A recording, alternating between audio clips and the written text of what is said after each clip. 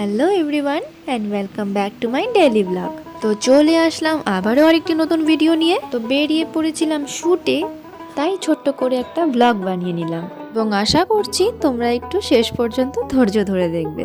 তো চলে এসেছিলাম একটি খুব সুন্দর লোকেশনে। এর আগে আমি কয়েকবার এসেছি, তবে আজ এসেছি আমার কাজে। জায়গাটি হচ্ছে আমাদের বঙ্গাইগাঁও চাপড়াকাটা পাহাড়ে। যারা বঙ্গাইগাঁওয়ের বাসিন্দা তারা চিনবে জায়গাটি ভালো মতনই, কিন্তু যারা আমার ভিডিওটি দূর থেকে দেখছো তারা চিনতে পারবে না হয়তো। তবে আমি বলবো বঙ্গাইগাঁওয়ে বেড়াতে আসলে এই জায়গাটিতে আসো। খুব সুন্দর পরিবেশ, মানে একদম শান্তির পরিবেশ। এখানে অনেকে পিকনিক করতে আসে, তেমন কিছুই নেই, পাহাড়ে ঘেরা চারিদিকে, মাঝখানে একটি মাঠ। অ্যাকচুয়ালি কি বলতো, এখানে আসলে না একটু রিল্যাক্স লাগে।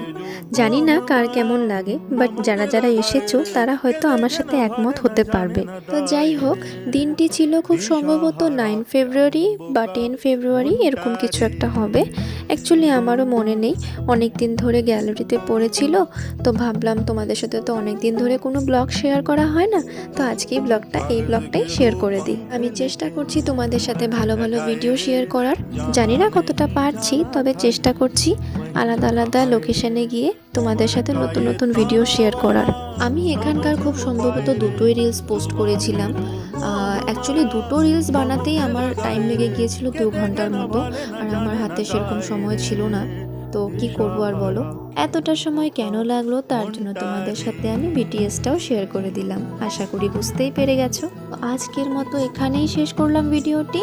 দেখা হচ্ছে আবারও কোনো নেক্সট ভিডিওতে, এবং ভালো লাগলে লাইক শেয়ার কমেন্ট করে পাশে থাকবে। ততক্ষণের জন্য টাটা, বাই বাই।